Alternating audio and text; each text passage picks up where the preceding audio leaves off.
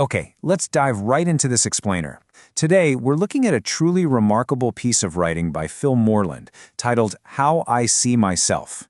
Now, on the surface, sure, it reads like a simple, charming poem about a morning routine. But when you really break it down, it's actually this brilliant look at self-perception, the absolute importance of personal grooming, and the incredibly contagious impact of positive self-talk. Honestly, it's a masterclass in how we literally have the power to set the tone for our entire day before we even step out the front door. So, I want to start by asking you the exact same question Phil asks right at the very beginning of his poem. How do you see yourself? Think about that very first glance in the mirror tomorrow morning. Are you dreading the day? Are you immediately picking apart your flaws? Phil's work really forces us to confront this daily habit. Because, let's be honest, we all have that initial moment of waking up, groggy and completely unpolished. But Phil shows us that how we choose to respond to that reflection, that dictates literally everything that follows. Section 1. The Morning Mirror, Facing the Day. Phil's journey begins with a heavy dose of reality that I think we can all relate to for sure.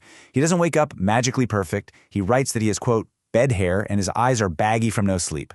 It's a very honest baseline, right? But here's the kicker. Instead of letting that sleepy, disheveled state define his whole morning, he actively engineers a transformation.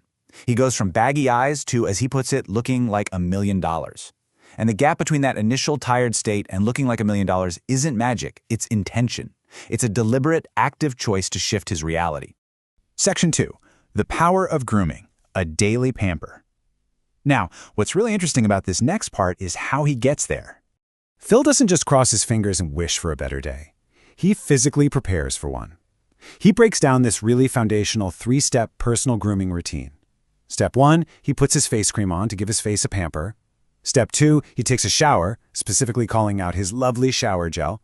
And step 3, he puts his clothes on. Now, this might seem pretty basic on the surface, but guys, this is the architecture of self-worth. By taking the time to pamper himself, by actually stopping to notice the lovely scent of his shower gel, he's signaling to his own brain that he is valuable. He's worthy of care. This physical grooming perfectly sets the stage for the massive mental shift that's about to happen. And boom, right here is where that mental shift happens. After his grooming routine, Phil looks at himself and actually speaks out loud. He says, "Who let you in the room, you handsome dude?" I mean, how great is that? This is incredibly upbeat, spoken self-affirmation. He isn't just quietly thinking it to himself, he is vocalizing it. He's literally becoming his own biggest hype man right there in his bedroom. And he even takes it a step further with this completely brilliant comparison. He says he looks a bit like Johnny Bravo, #1 man Squeeze. This charming, ultra-specific self-comparison is just fantastic. If you remember Johnny Bravo, he's a character entirely defined by his unwavering, and sometimes comical, self-confidence. By linking his own freshly groomed reflection to that kind of iconic confidence, Phil is actively building this armor of positivity. It's simply an uplifting story of positive self-talk in its absolute purest form. Section 3. A Contagious Complex, Taking It to Town. Now, an explainer on self-affirmation wouldn't be complete if the story just ended in the bedroom. We have to see what happens when Phil takes this meticulously built self-confidence out into the social world. So the narrative expands. Phil checks the big mirror in his hallway, reinforcing his confidence by telling himself, "You look stunning, dude." Then his support worker arrives, and because Phil has put so much positive energy into his grooming and his mindset, his support worker is instantly shocked and amazed that he looks so good. The worker even compliments that lovely shower gel we talked about earlier. So Phil's beaming smile and his meticulous grooming are already beginning to directly impact the people around him. He is totally ready for his day out. But wait, Phil doesn't leave his affirmations at home. As he heads into town with his support staff, he catches himself in another mirror and says, "Who's that gorgeous man in the mirror?"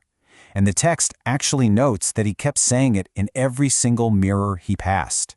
His smile is just beaming. He is entirely wrapped up in this massive positive momentum that he created all the way back in his bathroom.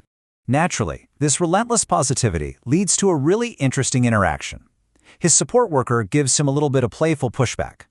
The worker tells Phil that if he keeps this up, he is going to get a complex for himself. You know, usually, getting a big head or a complex is framed as a negative thing, like a warning against vanity. The support worker has been hearing Phil call himself handsome in literally every mirror and is just playfully trying to reel him in a bit. Section 4. Overcoming a bad day. The ripple effect. So the crucial point is what happens next. We are about to see this incredibly heartwarming twist on the whole idea of getting a complex. Instead of Phil's confidence being this annoying vain habit, it turns out to be entirely contagious. The support worker who literally just warned Phil about getting a complex starts getting one too. The text reveals that the support worker actually starts looking in the mirror and calling himself handsome as well. Phil's unshakable positive self-talk didn't just build a wall of confidence around himself, it actually built a bridge right to his support worker. You got me staring now, Phil. And there's this brilliant, super brief moment of narrative tension right here. Phil literally says, oops. In that split second, Phil actually thinks he's done something wrong. He thinks he's caused a problem or maybe been inappropriate with this constant mirror checking. But right after Phil says, oops, we get the absolute emotional climax of the story. The support worker replies, it's okay, I quit. Like saying it making me feel good about myself as I was having a bad day. Wow, this brilliantly illustrates how self-confidence helps overcome a bad day. Phil's personal affirmation, his simple decision to put on face cream and call himself a handsome dude, literally became the ultimate cure for his support worker's bad day. We always hear that negativity can be contagious, but as Phil shows us right here, bold, unapologetic positivity is so much stronger. Phil concludes the whole piece with this wonderful summary line. This is how I would see myself, a poem about how do I see myself by Phil Moreland, the handsome guy. And honestly, that is exactly what you should take away from this explainer.